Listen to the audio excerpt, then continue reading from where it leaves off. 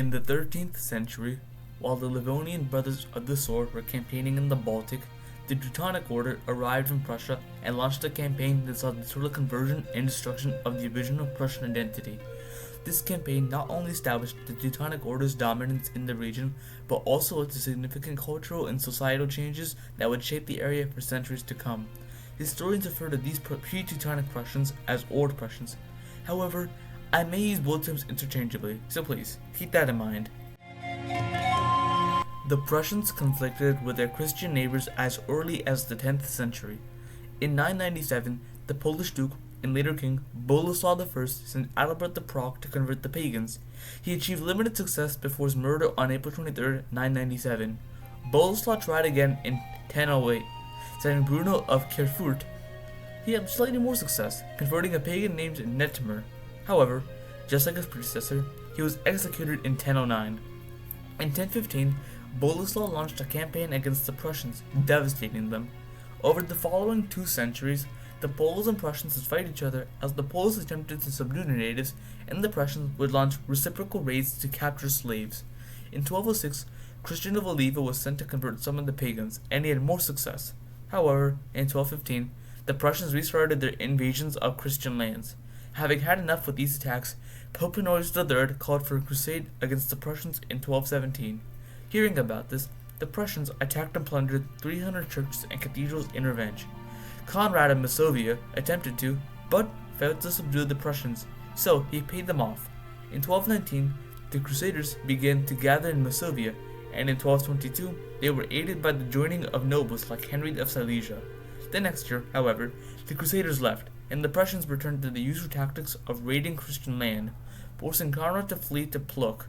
Sick of all this, in 1225, with the help of Christian of Oliva, Conrad of Masovia formed the Order of Dobrizhin. This order was incredibly small, comprising only 15 knights, and after a Prussian counterattack, it was decimated.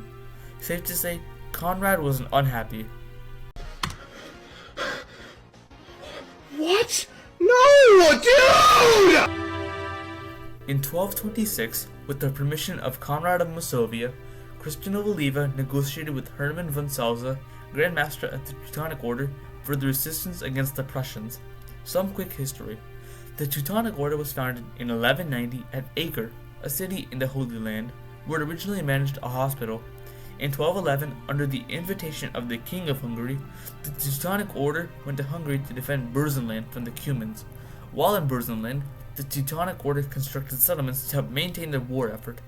As these settlements grew, King Andrew II became concerned that he was losing influence. After further autonomy was granted to the order by Pope Honorius III, he expelled them from his kingdom. With permission from the Pope as part of the Golden Bull of Rimini, the Teutonic Order was given control of the Kummer land and any other territory they were able to conquer. So, in 1230, the Teutonic Order began to arrive in the region. After arriving, Hermann dispatched Conrad von Landsberg to Masovia. He founded the castle of Vogelsang and began raiding Prussian tribes along the Vistula River. Reinforcements arrived under Hermann Balk later in the year. The first campaign was against the Pomesanians. The Crusaders advanced from Nassau and captured Thorn and Kulm.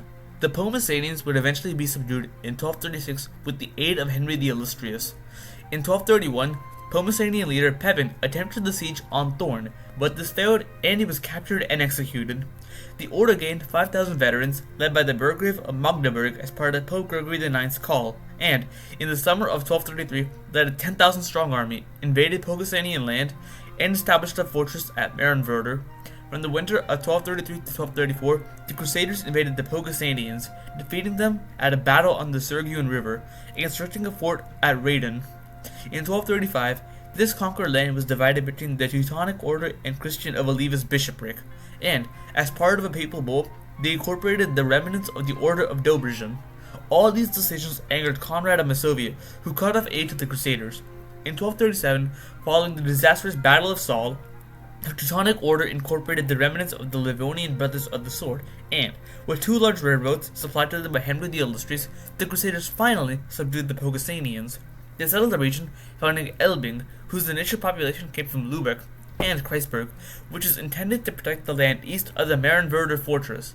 Between 1238 and 1240, the Crusaders campaigned against the Barcians, the Tangians, and Warmians. In 1239, while besieging Honida, a Warmian fortress, a small Crusader force was slaughtered, prompting Dietrich von Bernheim to return with the larger army. Interestingly, when the Warmian commander, Kodrun, suggested that to convert to Christianity, Honida's garrison slaughtered him, and Dietrich was easily able to capture the fortress. Finally, under Otto I, the Barcians and the Tangians were subdued.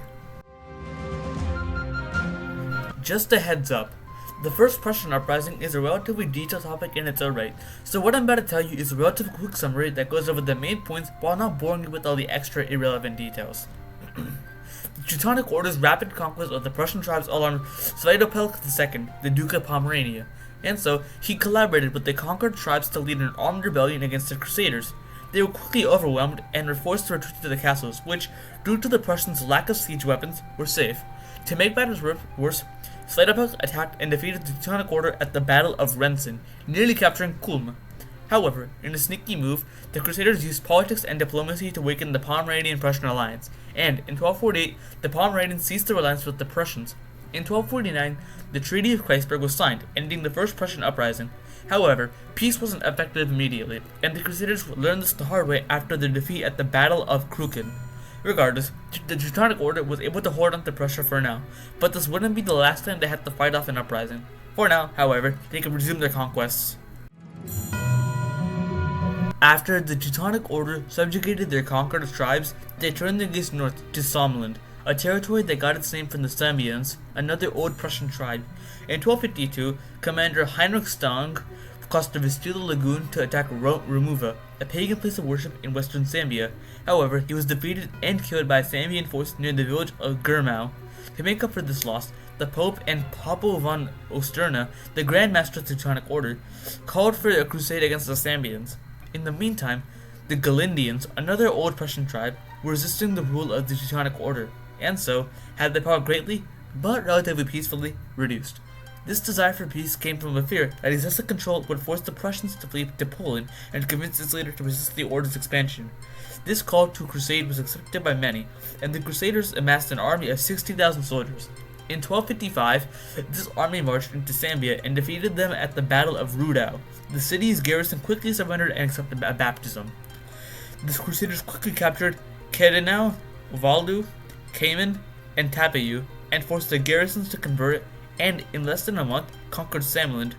The Order then founded Königsberg, modern-day Kaliningrad, Braunsberg, and Wehlau to have controlled the native population. This string of success was nice, but it was about to crumble.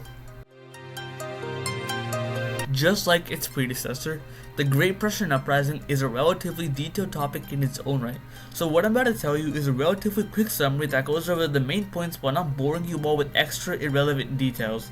The Teutonic Order's hold over Prussia was tenuous, and all it needed was one trigger, one event to encourage a series of uprisings. This trigger came from the Livonian Order's defeat at the Battle of Durb in 1260. The Prussians were motivated to rise against the Teutonic Order, viewing these defeats of the Crusaders as a validation of their pre-Christian beliefs. Initially, the Teutonic Order had many of its castles destroyed, and it lacked important reinforcements as many other soldiers were fighting in the Holy Land, and the German states of the Holy Roman Empire were bogged down in an imperial succession crisis. To make matters worse, the few reinforcements that did arrive were defeated at Pokavritz in 1261 by Hircus Monte.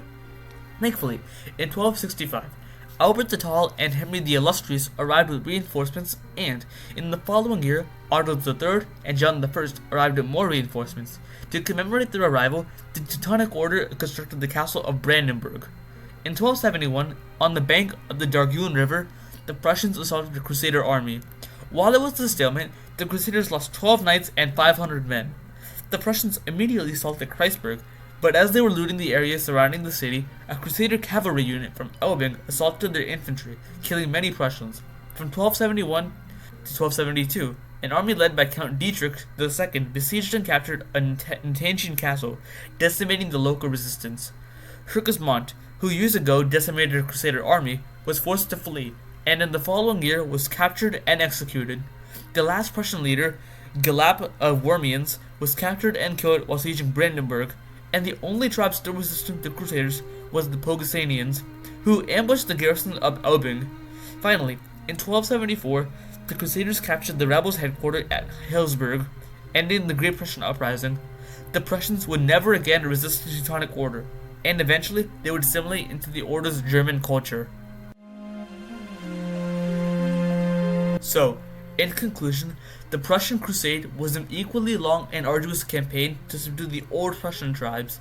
In the end, it was a resounding success, as the Teutonic Order was able to eradicate the Old Prussian identity, and from this point onwards, the Prussians would become Germans, losing their Baltic heritage. From this point, there are only a few more crusades to talk about: the Second and Third Swedish Crusades, and the Lithuanian Crusade. Stick around for part 4, the Second and Third Swedish Crusades, and until then, have a good day.